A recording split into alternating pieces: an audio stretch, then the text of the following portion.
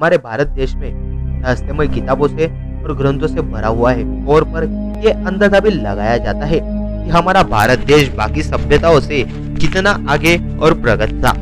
पर उसी तरह इन ग्रंथों में कई ऐसे ग्रंथ है कि जो हमारे लिए संकट निर्माण कर सकते हैं। इन पर पाबंदी भी लगा दी गई है और कुछ लोग अभी भी दावा करते हैं कि ये ग्रंथ उनके पास मौजूद है। मित्रों, आज हम एक ऐसे ग्रंथ के बारे में बात करने वाले हैं जो श्रापित है। उसका नाम नीलावंती है। मित्रों, नीलावंती एक ऐसा ग्रंथ है कि उसके बारे में कई सारे कथाएं प्रचलित है। ऐसा कहते हैं कि ये कथाएं सत्य है, पर इन बातों का कोई ठोस सबूत भी नहीं मिलता है।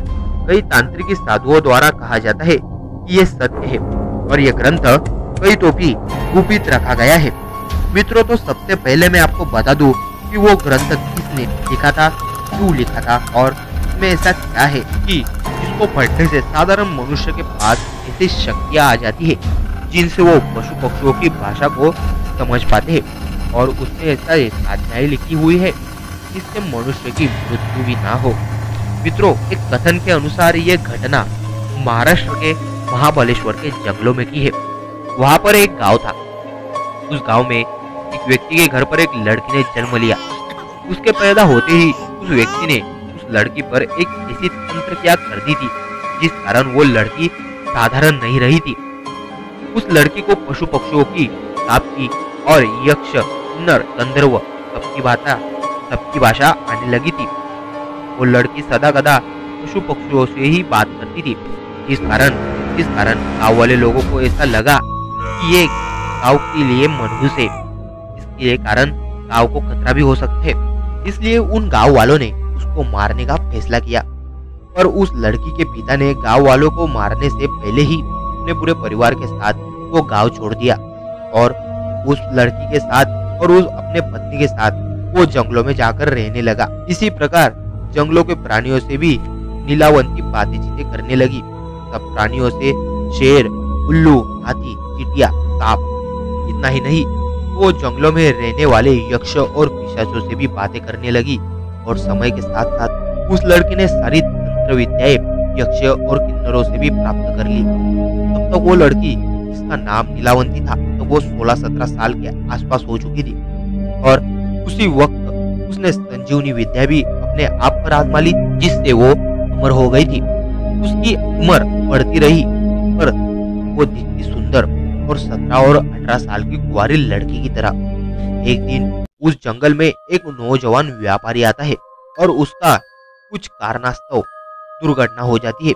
इस घटना के बाद वहां के प्राणी नीलावंती को ये बातमी बता देते हैं। वो व्यापारी जिस बैलगाड़ी पर आया था, वो बैलगाड़ी के साथ कहा तभी भाग जाते हैं। वो नौजवान सौंदर्यवान व्यापारी वहां पर ही पड़ा रहता है। नीलावंती एक जगह पर ले जाकर उसका उपचार करती है। उस नौजवान को लगता है कि वो 16-17 साल की है, पर उसको सत्य क्या पता।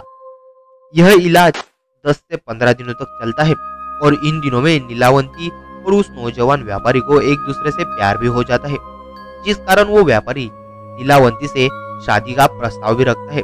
नीलावंती भी शादी भी प्रस्ताव को आकर देती है, पर कुछ शर्तों पर। वो शर्तें ऐसी थी कि रात में मैं तुम्हारे पास नहीं रहूंगी और मैं जिधर भी जाऊंगी उसके बारे में तुम मुझे नहीं पूछोगे। और व्यापारी नौजवान ये शर्तें मान लेता है और शादी भी कर लेता है। लेकिन एक दिन एक जानवर नीलावंती को ऐसी खबर बताता है कि उस जंगलों में एक नदी है। उस नदी से एक प्रेत बहकर आ रहा है। उस प्रेत के कमर पर एक मणि बंधा हुआ है जिससे तुम अपने लोक को जा सकती हो। सत्य ऐसा था मित्रों, नीलावंती दूसरे यूनिवर्स यानी कि दूसरे लोक की थी और वो नीलावंती उस मणि को लेने जाती है। तभी उसका पति यानी कि वो व्यापारी के मन में शंका जागती है और वो उसका पीछा करने लगता है। और उस अंधेरे रात में नीलावंती जब उस प्रेत के कमर पर बंधा हुआ मणि अपने दांतों से निकालते रहती है तो उसके पति को लगता है कि वो प्रेत को खा रही है और तभी वो उससे वाद विवाद करके उसको छोड़कर चला जाता है। कुछ कथनों के अनुसार ऐसा कहा भी जाता है कि वो व्यापारी एक राक्षस था जो कि वो सब को विद्याएं हासिल करने आया था एक व्यापारी के रूप में। और कुछ दिनों बाद नीलावंती के कुछ जंगल में एक छोटा बच्चा मिलता है जो कि उसे पालने लगती है और पूरी तरह से उस बच्चे को अपनी सारी तांत्रिकी क्रियाएं, पशु पक्षियों से बात करना, चींटियों द्वारा खजाने का पता लगाना, यक्ष पिशाच भूतों से भी बात करना और संजीवनी क्रिया, ये सब नीलावंती उस बच्चे को सिखा देती है और वो बच्चा भी अमर हो जाता है। उन दिनों के बीच ही नीलावंती वो सब क्रियाएं कुछ कागजों के पन्नों पर लिखित स्वरूप में लिखकर रखा रखती है। उन पन्नों के ही संग्रह को नीलावंती ग्रंथ कहा जाता है मित्रों, जो कि नीलावंती ने एक ऐसी भाषा में लिखा था जिसको समझने वाला एक भी इंसान इस दुनिया में अभी नहीं है। ये ग्रंथ अभी भी उस बच्चे के पास ही है जो कि वो बच्चा 1100 साल का हो चुका है और संजीवनी क्रिया के कारण वो अभी भी 16 की उम्र का ही आसपास का लगता है। कई बातों के अनुसार ऐसा बताया जाता है कि उसका नाम बाजिंद है, जो कि अभी भी महाराष्ट्र के महाबलेश्वर के घने जंगलों में रहता है। वो भी ऐसे रहस्यमय तरीकों से जो कि वो इसको नहीं मिलता है। मित्रों, यह ग्रंथ श्रापित माना जा चुका है। एक वक्त में भारत में अंग्रेजों के शासनकाल के वक्त में नीलावंती ग्रंथ का असली प्रिंट छाप दिया गया था, जो कि 100 से 150 के आसपास था। लेकिन 1935 में इसे नीलावंती ग्रंथों को बैन करवा दिया गया और वो प्रिंट जिनको जिनको बिकी थी वो प्रिंट उनसे वापस ले ली गई थी। पर अभी भी 8 से 9 प्रिंट वापस नहीं मिली है, जो कि गायब हो चुकी है। मित्रों, सत्यता ऐसी है, जो भी इस ग्रंथ के तलाश में जाता है उससे संबंधित वो महाबलेश्वर के जंगलों में ही मृत मिलता है। उसकी खोज आज तक कोई भी व्यक्ति पूरा नहीं कर पाया है। इसमें बहुत खतरा है। इन ग्रंथों को पाने की चाह में कई व्यक्ति पागल भी हो गए हैं या फिर मर गए हैं, और जिसको इसमें पूरी तरह से सफलता मिल गई हो वो गायब हो जाता है। ये बहुत ही रहस्यमय है। इस ग्रंथ से मनुष्य ऐसी सिद्धियां प्राप्त करता है जिससे कि वो हजारों सालों तक जिंदा रह सकता है और जमीन में गड़े खजाने भी ढूंढ सकता है। पर मित्रों, सृष्टि को ये मंजूर नहीं है।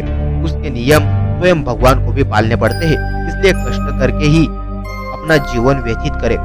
मित्रों, हमारे पास नीलावंती ग्रंथ की बस इतनी ही जानकारी थी जो कि हमने आपके लिए हाजिर की है। आज के लिए बस इतना ही। आगे भी ऐसी फैक्ट्स भरी जानकारी लाते रहेंगे हमारे चैनल पर, और आते रहिए हमारे चैनल पर। तब तक के लिए